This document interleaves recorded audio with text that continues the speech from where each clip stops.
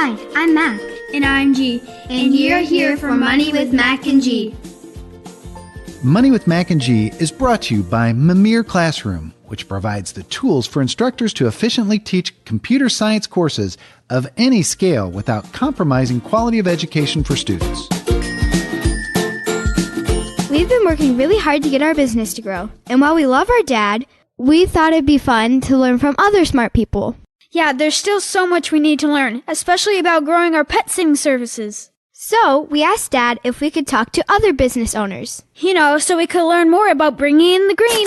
So he helped us set up an interview. That way we can ask all the questions we want. That's right. I know I haven't told you much about the guest because I wanted it to be a surprise, but you've sat across from him at Thanksgiving dinner. Really, Dad? Yep, and he is crazy successful. Among other things, he's received an award in a magazine called Forbes. It's all about business and has over 1 million readers. Oh, wow. He was recognized as one of the 30 people under 30 years old who is influential in the business of education. Education can be business? Yep. So, out of the millions of people under 30, he's really special for what he does in education, and we know him. Are you sure?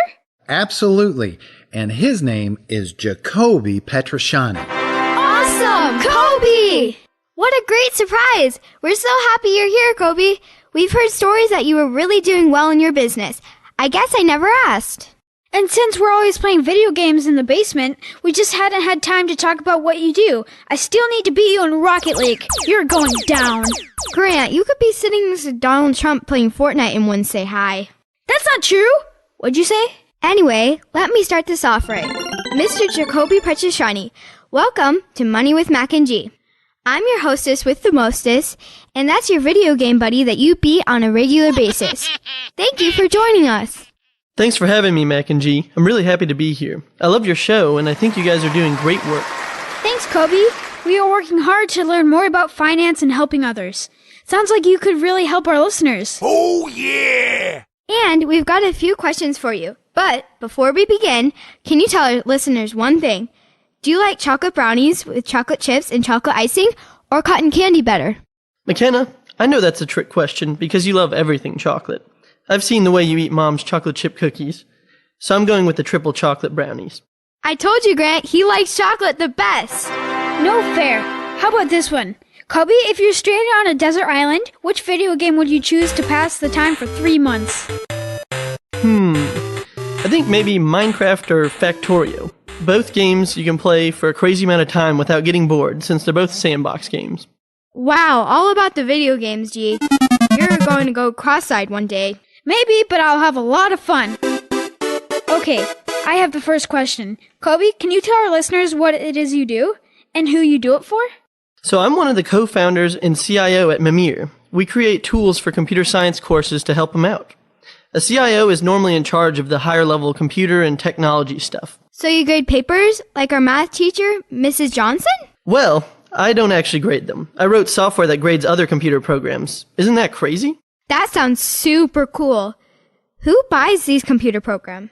Universities, colleges, and some high schools. Our software allows instructors to save time, giving the teacher more time to teach. Well, I know when you help me, it helps a ton. I moved from beginner to expert quickly with your feed me back. It's actually feedback. It's a fancy way of saying to give you hints about what you're doing well or not so well. Well, we're trying to get our business on as young as possible. So, when did you start your business? I started it with my 2 friends back in 2014, in my second year of college. Wow. So how did that happen? Were you brushing your teeth and it came to you? Did you wish upon a star? Actually, I was sitting in one of my computer science classes waiting for feedback on the latest assignment that we turned in. We started discussing how weird it was that we still had to wait for teachers to hand grade our code, since it could sometimes take a long time to get a grade. We decided that we wanted to make something better. Wow, so ideas for businesses can come from anywhere and anyone? And if you're good at something, it makes more sense? Absolutely. It did really help that I started programming so young, and I had a lot of experience. As you know, we are pretty new to this whole entrepreneur thing. So looking back on when you started to now, what's something you wish you knew? I'd probably wish I knew how important it is to manage the daily activities of running the company. And what did you buy when you got your first real paycheck? Was it that wicked portable computer with 2 power sources? Nope. That came later after I had saved up quite a bit of money. I think my first real paycheck went straight into my rent for where I lived. How do taxes impact your company? What should we know about them as business owners and as people who get paid? Well, tax-wise, startups generally don't pay as much in their early years. Normally, startups aren't profitable, so we have no profits to tax. Do you remember what profit is? Sales minus your cost? Yep, that's it. Businesses have other taxes, though, like employment taxes, but you don't have to worry about that. Not yet, anyways. When you have a new company, did you ever need money because you were selling less than your expenses? What's a new company called again? In our case, it's called a startup. Yep, when you're starting out like this, you do need money. Oftentimes, you can't sell enough to support all of your expenses in the early stages. Did you say upstart? Nope, startup. So how did you get this money that you didn't have? You have to raise money. That can be from investors, otherwise known as people that like your idea. Sounds like you're growing the money.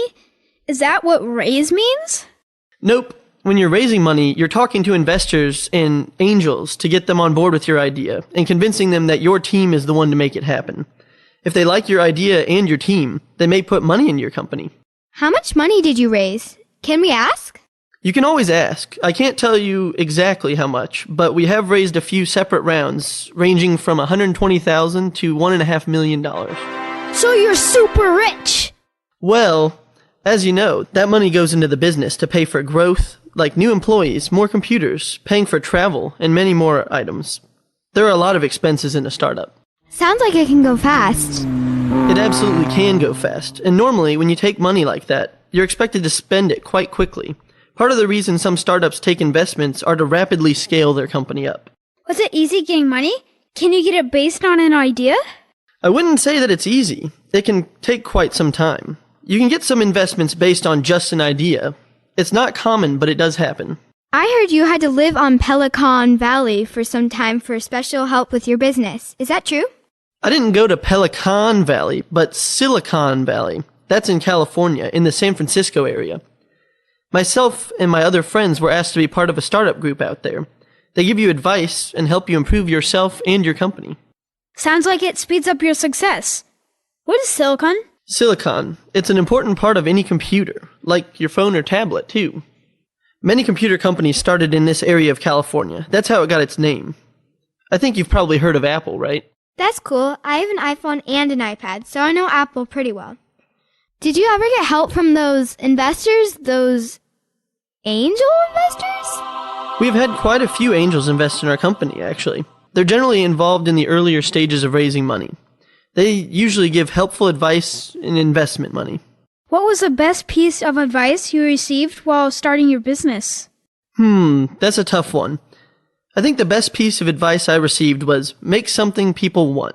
It seems very common sense, but I think it's good advice to keep in mind while building something.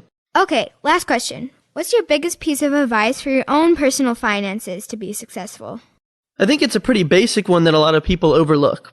Don't spend money that you don't have. Credit cards can be useful, but they can also be very dangerous. Kobe, you're the best.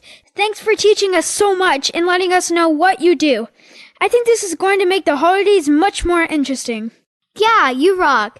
You've done a lot, and I feel so proud to be your cousin. Thank you for being here. Thanks, Kobe, from all of us here and from our listeners. We wish you the best and hope you'll check with us in the future as you grow. Thanks for having me, guys. Hey, Dad. I was thinking, you know I love angels, and I heard about this angel investing.